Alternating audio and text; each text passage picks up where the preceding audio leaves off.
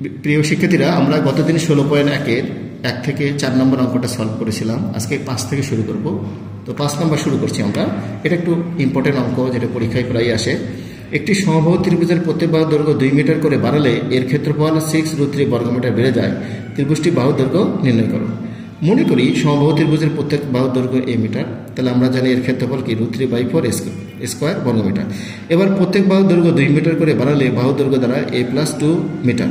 এবার ক্ষেত্রফল তাহলে √3/4, এখানে আমাদের 4√3/4, আর এখানে যেহেতু আগে a ছিল, এবার 2 মিটার বাড়লো, তার মানে a+2 হোল স্কোয়ার। তাহলে সত্য মতে এই যে √3/4 a+2 হোল স্কোয়ার সমান আগের যে ক্ষেত্রফল √3/4 স্কোয়ার, এর সাথে বাড়লো কত 6 + √3। এখন আমরা এখানে এটা থাকলো, এটা সূত্রে ভাঙাই a+b হোল স্কোয়ার সূত্রে a² + 2b + b স্কোয়ার। এখানে লসাগু করে দিলাম √3 স্কোয়ার, এখানে 4 × 6 = 24 √3।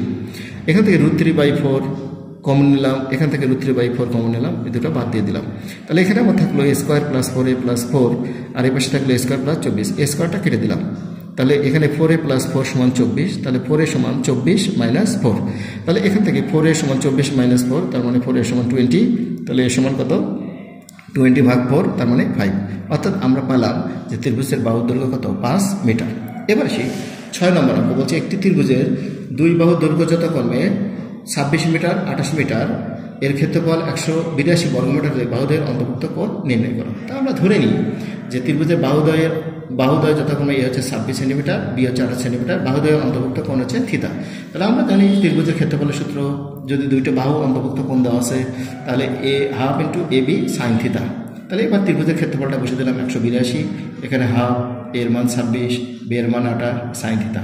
তাহলে এখানে 2 দ্বারা 26কে কাটলে 13, তাহলে এ পাশে 13 আর 28 যদি আমি গুণ করি, তাহলে 364 sin থিতা সমান 182। তাহলে sin থিতা সমান 182 নিচে 364, অর্থাৎ sin থিতা সমান আমরা এখানে কাটাকাটি দিলে 182 দিয়ে 364 হাফ। তার মানে sin থিতা সমান কি আমরা জানি হাফ। তাহলে sin কত ডিগ্রি মান হাফ, sin 30 ডিগ্রি মান হাফ। তাহলে sin কাটা দিলাম, তাহলে থিতা সমান 30 ডিগ্রি। অর্থাৎ আমাদের অন্তর্ভুক্ত কোণ হচ্ছে কি 30 ডিগ্রি। এবার আসি আমরা পরের অঙ্কতে যাই। এটা বলছে একটি সমদ্বিবাহু ত্রিভুজের সমান সমান বাহুর দৈর্ঘ্য 10 সেন্টিমিটার, ক্ষেত্রফল 48 বর্গমিটার হলে ভূমি দৈর্ঘ্য নির্ণয় করো। তাহলে এটা একটা সমদ্বিবাহু ত্রিভুজ ABC, সমান সমান বাহুর দৈর্ঘ্য, এটা 10 মিটার, এটা 10 মিটার।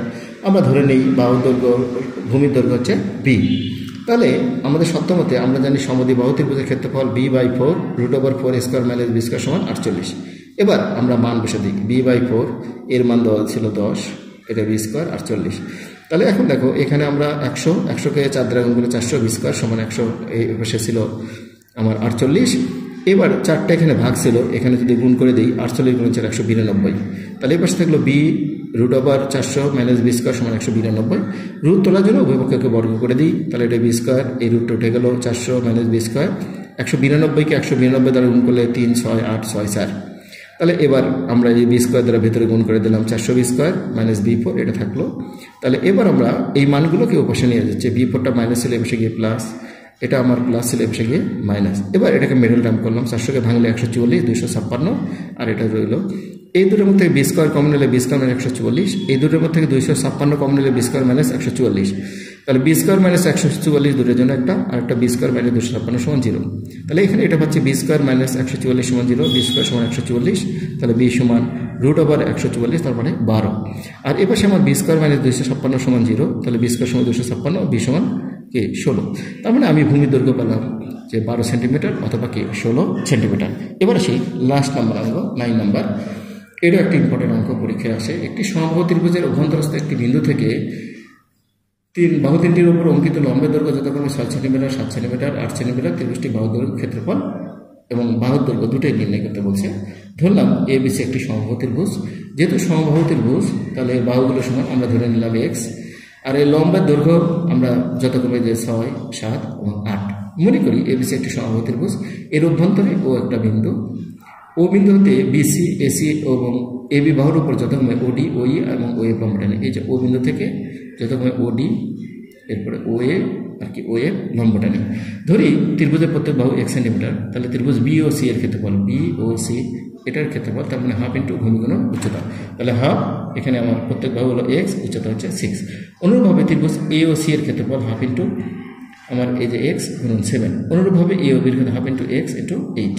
তাহলে এখন আমরা জানি এটা যেহেতু সমবাহু ত্রিভুজ, তাহলে সমবাহু ত্রিভুজের ক্ষেত্রফল কি √3/4, এখানে যেহেতু বাহুর পরিমাণ এক্স ছিল তার মানে এক্স স্কোয়ার, এখানে 3x প্লাস 7x/2 4x, লসক করলাম 6x plus 7x plus 8x, তাহলে √3/4 এক্স স্কোয়ার, এখানে যোগ করলে 21x/2।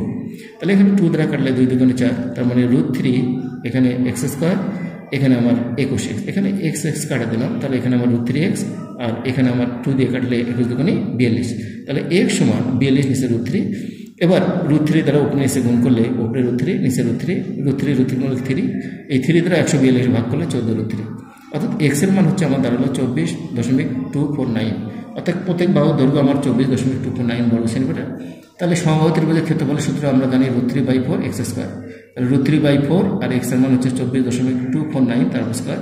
এবার এইটার সঙ্গে এটা গুণ করলে আমাদের 254.611 বর্গ সেন্টিমিটার। তো প্রিয় শিক্ষার্থীরা, আজকে পর্যন্ত ভালো থাকো, আল্লাহ হাফিজ।